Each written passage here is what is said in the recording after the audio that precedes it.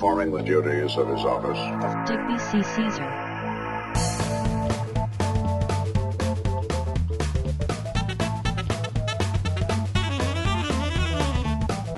No. Well, hey everybody, thanks for stopping by. I am Digby, this is Agent Pendergast, and today we are back in GTA 5 for a bit of a mini garage tour special. Now, I have actually done a garage tour video in the past. I think it was like last year maybe.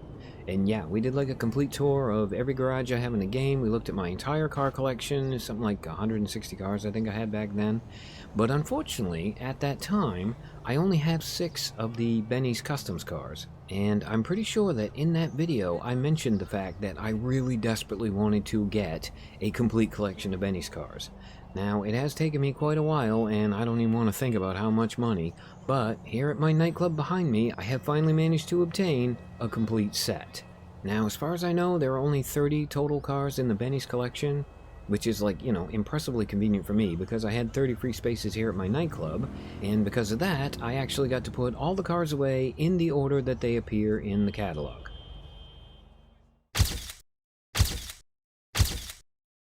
Okay, so the first 10 cars we're going to be looking at are the Obey 10F, the BF Weevil, we've got the Ubermacht Sentinel, and then we're going to have the Brioso 300, the Bravado Gauntlet, the Bravado Yuga, the Benefactor Glendale, the Yosemite, whatever it is, pickup truck, and then the Vapid Peyote and the Albany Manana.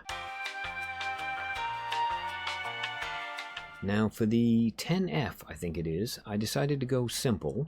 We basically got it with the German flag racing stripe, and I've got it decked out in, I believe it was brushed aluminum paint. So yeah, it's a terrible car to drive, but it is really, really good looking. Now, speaking of terrible to drive, the stupid BF Weevil is probably the worst one of all the Benny's cars, I think. I mean, at least in my personal experience, this thing is an absolute nightmare to drive. But I did it out in sunshine yellow, I've got the hippie paint job on it, it's got the kind of old school rims, or at least as old school as I could get. And yeah, I really, really, really like the way this one looks. Now the Sentinel actually becomes the Sentinel Classic, and for that I decided to go with red. I did the secondary color, which is that little bit of a stripe above the livery racing stripe thing. I did that in orange because it looked like it was just going to highlight it really well. And yeah, it's a fairly simple build, but it's a really, really fun car to drive, and I very much like the looks of it. Can't really say that about the Fiat over here, though, because, quite frankly, this thing was ugly as sin to start with, and I knew that it was just going to be a showpiece because there's no way in hell I would ever be caught dead driving it. So yeah, I decided to just go completely over the top. As you can see, it's got flames on it, it's in clashing purple and green, it's got a gigantic wing, and yeah, it is complete and utter crap, but I couldn't have a complete collection without including it. Now, the Gauntlet Classic, on the other hand, is a completely different story.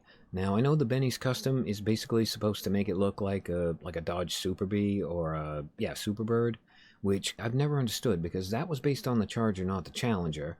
And quite frankly, the Challenger does look a little bit silly wearing the Superbird-like accoutrement. However, done out in traditional Plymouth orange with the classic stripe, this thing actually is a work of art.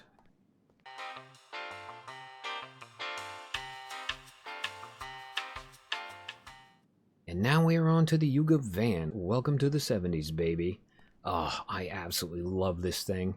I know it's completely tacky, and it's also pretty much terrible to drive and painfully slow, but with the 70s livery and the flower rims, this thing just screams disco.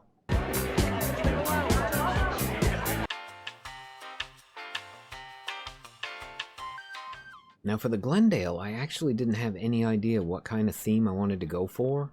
So when I ended up picking out the pinstripes in pink, I sort of decided I would just go with, well, basically baby colors. So yeah, it's pink, it's blue, and while it's not really a traditional combination, on this thing, I gotta admit it kinda works. Now speaking of the 70s, when it comes to Yosemite, the conversion actually turns it into like a good old all-American square body 4x4. So I decided to go full-on Chuck Norris movie with this thing. Yeah, I painted it white, we gave it the red, white, and blue thing, and yeah, it is definitely a vehicle that Chuck Norris would not be ashamed to be seen driving. And after that, we've got the peyote. Now, the peyote conversion is meant to turn it into a traditional lowrider. So for this one, I went with the red livery. And I don't know if you can see it here or not. The car is black, but I threw a red pearlescent on it. So when you have it outside in the sun, it is actually really eye-catching. And finally on this floor, we have got the mañana. Now for this one, the concept was simple. I just basically wanted it to be a day at the beach. So I went with kind of an oceanic blue. We gave it that lovely rainbow sunset paint scheme. And yeah, it's not that fast and it's not that fun to drive, but it looks absolutely at home if you take it to the beach. Now the next set of 10 vehicles is actually going to include one that is no longer in the catalog because it is the Pfister Comet, which got removed from the game during the, well, I'm going to call it the Purge update, when, yeah, they got rid of like 180 cars, and unfortunately the Comet was one of them.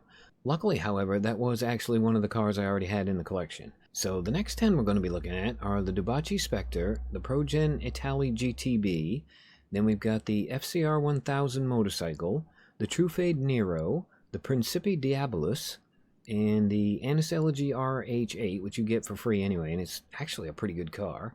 And then we got the Faction. Now, when it comes to the Faction, there are actually two different Benny's car versions you can get. For the collection, I've actually got the lowrider version, but kind of like the Pfister Comet, which I own two of, I do have a donk put in a different garage somewhere. Anyway, after that, we're going to have the Slam Van, and then I think that's where I stuck the Porsche was after the Slam Van. And then, yeah, this floor finishes off with the minivan.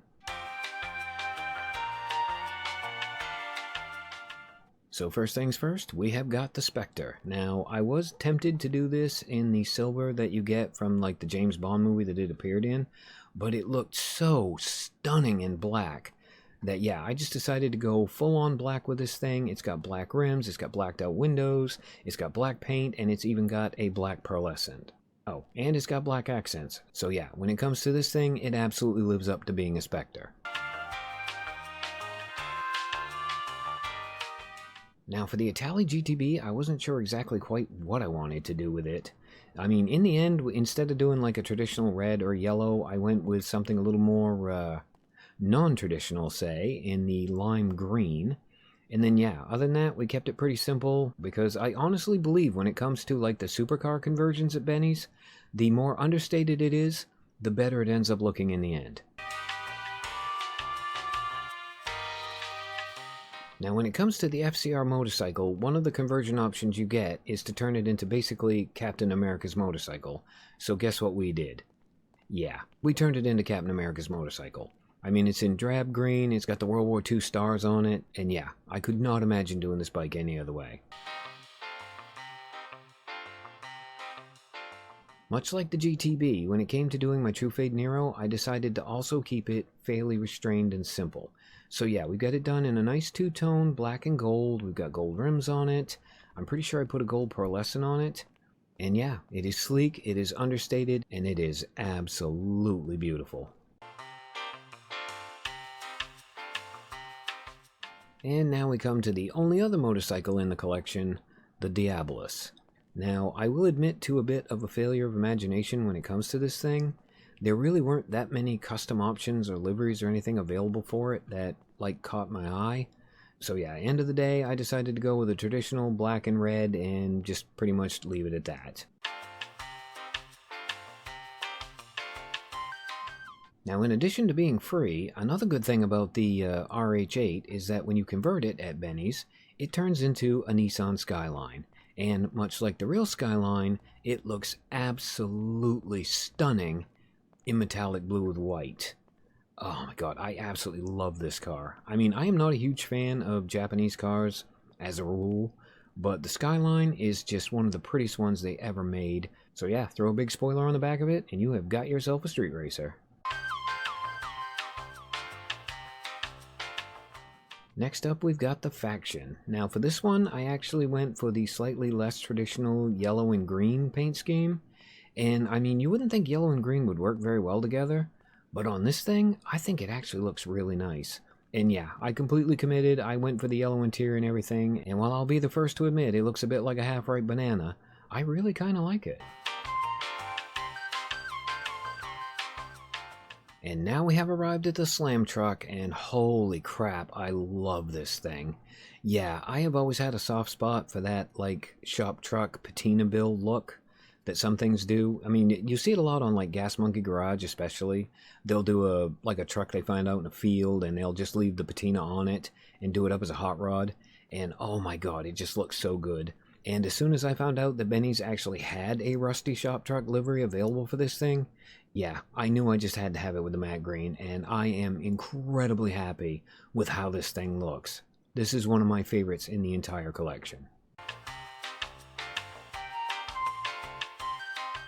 Next up, we have what has got to be one of the rarer Benny's cars now that the Fister Comet has been taken out of the game. And yeah, we've got the Fister Comet conversion. Now for this one, because the two-tone actually looks so good on it, I decided to go with absolutely no livery at all. We just did it in red and white, and yeah, I think it looks incredible.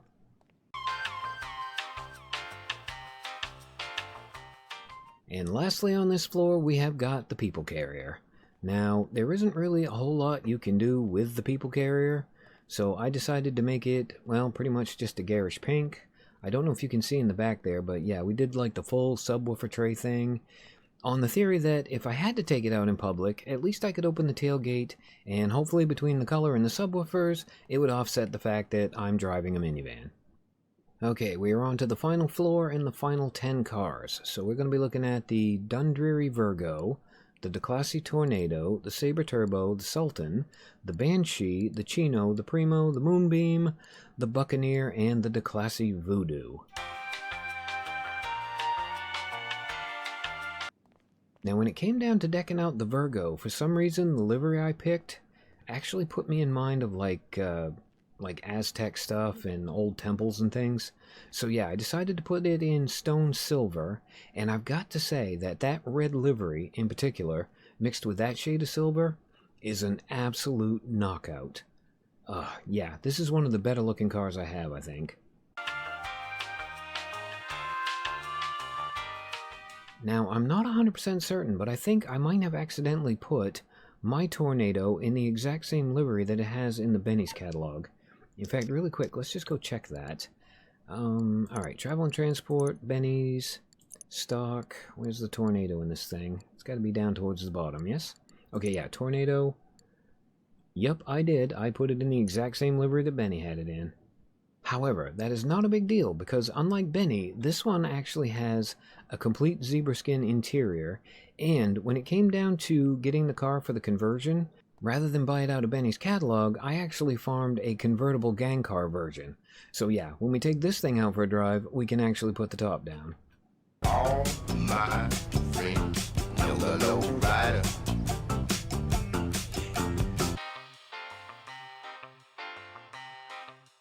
After the Tornado comes the Sabre Turbo, and this is probably one of my favorite paint jobs I have on any car in here. So yeah, I did this in I think it was like a graphite black, and I gave it a really nice red pearlescent. And while you can't really truly appreciate it in here, when you get this thing out in the sunshine, it is just incredible looking. In fact, you know what? I'm going to take it out and I'm going to show you what I'm talking about.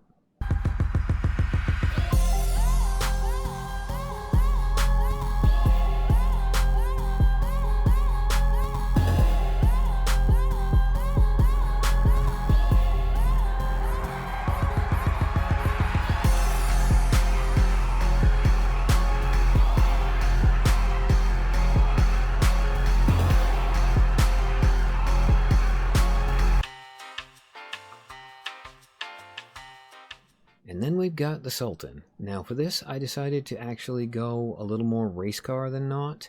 So yeah, it's got some of the race stickers on it. It's got what is probably my favorite of all the liveries that come for this car. And yeah, I just put it in a nice racing blue. It's got a decent spoiler on it, kind of an understated diffuser, and yeah, you wouldn't believe it, but this is actually one of the fastest cars in this garage. Next up, we've got the Banshee. Now for this one, because it's actually based loosely on the real-world Dodge Viper, I decided to go like total reptile with it, and I painted it a really nice metallic green. It's got the white rims, the white racing stripe, the white side accents, the really cool spoiler, and yeah, I think this thing looks 100%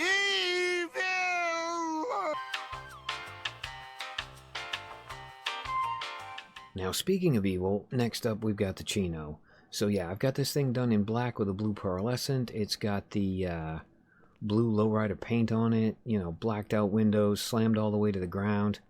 Oh yeah, this thing is way more fun to drive around in than it should be. Then we come to the Primo. Now for this one, I'm pretty sure the brown, I guess you could call it brown. Anyway, yeah, I'm pretty sure that color actually came as part of the livery. So I gave it this kind of really cool burnt yellow to sort of accent that. And yeah, with the matching interior, I think this is actually a really good looking car. Now the Moonbeam is yet another van, and except for the really cool 70s van upstairs, there isn't a whole lot you can do to a van to make it cool. So for this one, I ended up with the 1990s themed livery, and then yeah, we did the interior colors to match, we did the exterior colors to match, we gave it a goofy gear stick, we gave it a Grim Reaper bobblehead, and I don't know if you can see him in the back, but yeah, it's got a really big stereo system, matching rims. I mean, it may not be much, but it is definitely eye-catching. And here we are at the penultimate car, the Buccaneer. Now for this one, the theme I was going for was essentially smooth. So yeah, I've got it done in cream. It goes really well with the livery. I can't remember what the color is for the secondary color, like the bumpers and stuff. But yeah, it is absolutely gorgeous as a replacement for the chrome. It goes perfectly with the body color on the car, and the whole thing overall.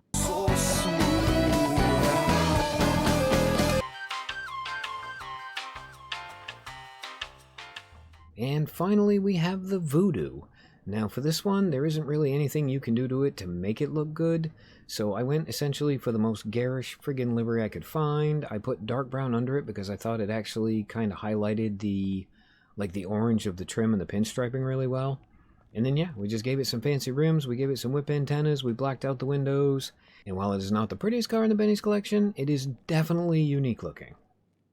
Now, that brings us to the end of the Benny's cars. However, before we end the video, I will show you the other two that I have that aren't actually here in the collection.